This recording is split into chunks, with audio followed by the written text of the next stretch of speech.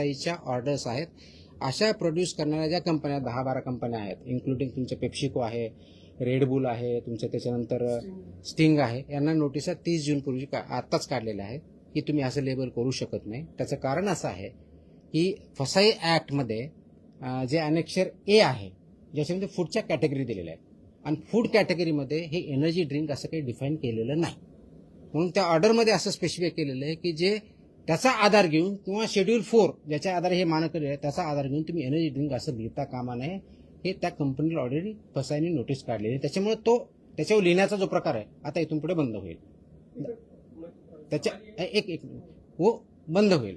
आता दूसरा सवाल जो आपने किया कि स्कूल के बारे में जो रेगुलेशंस है स्कूल के 500 मीटर्स में क्या चाहिए उसका क्लियर ऑर्डर है. कौन से उसमें आपका गुटखा नहीं रह सकता है, वो तो प्रोहिबिटेड है, लेकिन सिगार नहीं रह सकता है, कौन से आइटम रह सकते हैं नहीं रह सकते हैं, इसका ऑर्डर है. वो इम्प्लीमेंट करना सभी की जिम्मेदारी है, particularly FDA department on the one hand and principal of the school on the other hand. Principal of the school honour वो 500 मीटर में अगर ऐसा कुछ है तो हमें बताए, हम उस पर कार्रवाई करेंगे. उसके बारे में डिटेल्ड ऑर्डर कुछ दिनों में मैं इशू कर रहा हूं कि स्कूल मैनेजमेंट ने क्या करना चाहिए, पेरेंट्स ने क्या करना चाहिए, FDA ने क्या करना चाहिए. अभी इस पॉइंट में हर एक डिस्ट्रिक्ट में टीचर्स ट्रेनिंग हो रही है थ्रू एजुकेशन डिपार्टमेंट डाइट के तरफ. तो उसमें मैंने मेरे ऑफिसर्स असिस्टेंट कमिश्नर लेवल के ऑफिसर वहां भेजे हैं. जो टीचर्स ट्रेनिंग हो रही उसी में जो स्कूल रेगुलेशन फूड के बारे में है वो क्या है वो बताने के लिए, ट्रेनिंग के लिए उसका एक सेशन हर एक डिस्ट्रिक्ट में हमने किया है, so that every teacher comes to know कि हमें क्या करना है क्या नहीं करना है. राइट फ्रॉम उनका वेंडर कैसा होना चाहिए, वहाँ कौन सा खाना अलाउ करना चाहिए, कौन सा नहीं करना चाहिए, कौन सा बैन है, ये सब गाइडेंस हर एक टीचर के पास जा रहा है, टीचर की ट्रेनिंग के थ्रू जा रहा है. अभी अभी चल रहा है तो हर एक डिस्ट्रिक्ट में हो रहा है, तो एक अवेयरनेस होगा. उसके बाद कुछ दिनों के बाद 8-10 दिन के बाद मैं स्कूल का जो स्टैंडर्ड्स है फूड के बारे में, चिल्ड्रन के बारे में, न्यूट्रिशन के बारे में, उसका जैसा भी दूसरा ये जो ऑर्डर निकला मिल्क एंड मिल्क प्रोडक्ट्स वैसा ऑर्डर वो भी निकाल रहा हूँ. उसके तहत आपके जो क्वेश्चन है सब आंसर हो जाएंगे उसमें. तो सवाल ये कि आपके यहाँ की एनर्जी ड्रिंक तो नहीं है, मतलब आप एनर्जी क्लेम नहीं कर सकते. नहीं कर सकते. तो अगर एनर्जी क्लेम नहीं कर सकते तो फिर कंपनीज आपको कहेगी कि हम क्या क्लेम कर सकते हैं. सिंपल तो उनका ये ऐसी ड्रिंक है, कैफिनेटेड ड्रिंक या एरेनेटेड ड्रिंक या कार्बोनेटेड ड्रिंक डिफाइन होता है. उसके कंटेंट कितने होने चाहिए वो डिफाइंड है, उसका वायलेशन वो नहीं कर सकते. लेकिन वो एनर्जी ड्रिंक नहीं बोल सकते क्योंकि बहुत से लोग एनर्जी है इसलिए लेते या देते हैं. उसमें ये भी है कि 18 साल के नीचे लोगों को रिकमेंडेड नहीं है करके. It is not recommended, it is not band but it is not recommended.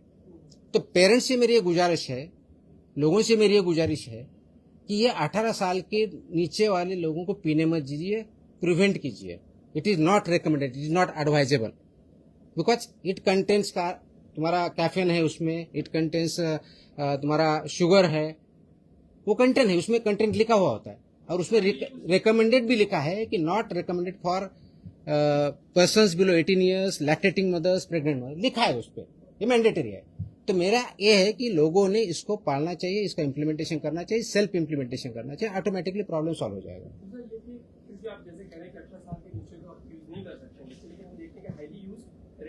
Is recommended, prevented नहीं है, रिकमेंडेड है.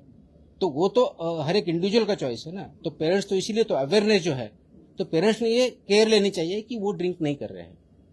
फिर अब आप कुछ इस तरह की सर्वे शुरू करेंगे स्कूल कॉलेज के बाद, सर्विस सर्वे शुरू करेंगे ताकि जैसी सर्विस जो एनर्जी है. तो यही बोल रहा है कि मैं टीचर्स और प्रिंसिपल को हम जब ट्रेनिंग कर रहे हैं उनको यही तो बता रहे हैं.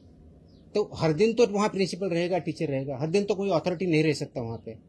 तो हर दिन उनके पास स्कूल में बच्चे आते हैं, पेरेंट्स का इंटरेक्शन रहता है, एरिया उनके कंट्रोल में, उनको फुल अथॉरिटी है. और उनका कोई कंप्लाई नहीं कर रहा तो हमें इंटीमेट करे, हम वहाँ पे कार्रवाई करेंगे.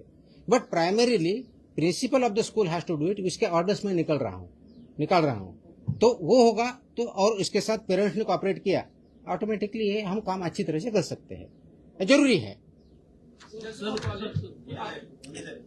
सर एक लास्ट आठवड्यामध्ये मुख्य सचिवांनी एक बैठक घेतली होती. त्या बैठकीला महिला बाल कल्याणचे सचिव, सगळे जेडपी सचिव, सीईओ आणि कलेक्टर होते.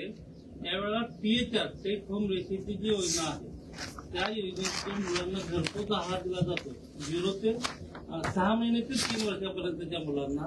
तर तो जनावरांनाही खाण्याच्या लायकीचा नाहीये आणि तुम्ही अशा पद्धतीनं देता आहात, अशा पद्धतीचं स्टेटमेंट मुख्य सचिवांचं होतं आणि त्यामुळे तुमच्या विभागाचा निधी हा पशुसंवर्धनला दिला पाहिजे आणि तुम्ही खूप केअरलेस वागता असं स्टेटमेंट होतं. तर तुम्ही त्या टीएचआर संदर्भात काय ऍक्शन करणार? हे स्टेटमेंट मला माहीत नाही, मी त्याच्यावर कमेंट करण्याचं काहीही कारण नाही आहे. बट माझ्या डिपार्टमेंटचा एफडीएचा जो काही रोल आहे तो एवढाच आहे की सर्व प्रकारचे जे काही फूड आहे त्याचं टेस्टिंग करणं, त्याच्यामध्ये अंगणवाडीला जाण्याच्या फूडचं ते पण टेस्टिंग करतो, जे स्वस्त धान्य दुकान आहे ते करतो, त्याची इंटेन्सिटी आम्ही वाढवणार आहोत, सॅम्पल आणखी चांगल्या पद्धतीने वाढवणार आहोत आणि तिथं काही चुका असेल त्याच्यावरती आम्ही कारवाई करणार आहोत. अरे एक मिनिट, आता भरपूर वेळ झालाय, आणखी तुम्हाला याच्यावर थांबू का काही दुसरी जी महत्वाची चालेल त्याच्यावर काही बोलू? म्हणजे माझी इच्छा नव्हती पण तुम्ही प्रश्न नंतर विचारणार होता. तर हॉटेल जेव्हा कारवाई विचारतो तुम्ही बोलला असता म्हणून ती प्रश्न ती पण देतोय, पण ह्या 2 सेपरेट आहेत. सो देर फर्स्ट ही ऑर्डर आहे ती परमनंटली लॉंग टर्मची, आणि हॉटेलच्या बाबतीत जी HRE ऑर्डर काढली होती आपण त्याच्यानुसार पहिल्या 2 दिवसाच्यात आपल्याकडे माहिती आलेली आहे. त्याच्यानंतरचे आपण जे कारवाई केलेल्या आहेत 1 आणि 2 जुलैला तर महाराष्ट्रभरामध्ये एकूण 154 हॉटेल रेस्टॉरंटवरती आपण व्हिजिट केलेले आहेत, 154 अक्रॉस महाराष्ट्र. त्याच्यापैकी 32 हॉटेल रेस्टॉरंटचे परवाने रद्द करण्यात आलेले आहेत. 66 यांना इम्प्रूव्हमेंट नोटीस आपण दिलेली आहे. त्याचे डिटेल्स देईलच मी. त्याचबरोबर पान गुटखा, मसाला गुटखा विक्री याच्यावरती 13 व्यक्तींना अटक केलेली आहे गेल्या 2 दिवसामध्ये. 5 आस्थापना सील केलेल्या आहेत, 4 वाहनं जप्त केलेली आहेत, जवळजवळ 2,41,40,00,000चा प्लस माल प्रतिबंधित अन्नपदार्थाचा साठा जप्त केलेला आहे. ह्या ज्या हॉटेलवरच्या कारवाया आहेत त्याच्यामध्ये ठाणे विभागात 10, नाशिक विभागात 10, पुणे विभागात 7, अमरावती विभागात 4, छत्रपती संभाजीनगर विभागात 1 इत्यादी निलंबनाच्या कारवाया झालेल्या आहेत. त्याचे नावं लिस्ट सगळी दिलेली आहे मी. अपेक्षित हे आहे की याच्यावरती लोकांनी सुद्धा आपण जिथं अन्न खातो ते व्यवस्थित आहे का, ते मानकाप्रमाणे आहे का हे बघणं अपेक्षित आहे. हॉटेल आहे तर तिथं पहिलं तर फसायचं लायसन्स किंवा लायसन्स आहे की नाही बघा. असेल तर अगदी ज्या मी HREच्या ऑर्डरमध्ये सांगितलेलं आहे ती स्वच्छतेपासून सगळ्या गोष्टी आहेत का ते बघा, जे आपल्याला दिसू शकतात.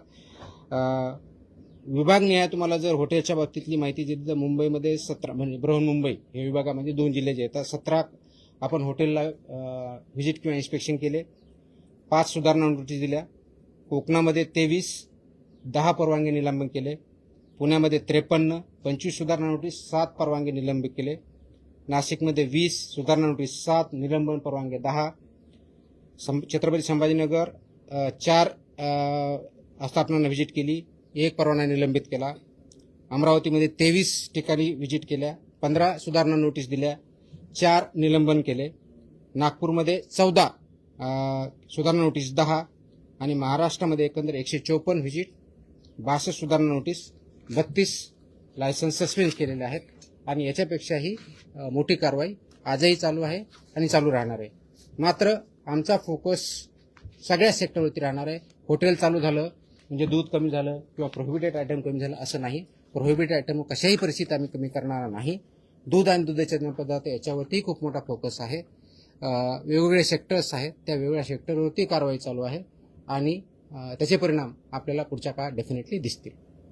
आय थिंक नाही आता बस झालं, आपण खूप बोललो, माझा घसा दुखायला लागला, आपण नंतर भेटूया. चलो, थँक्यू.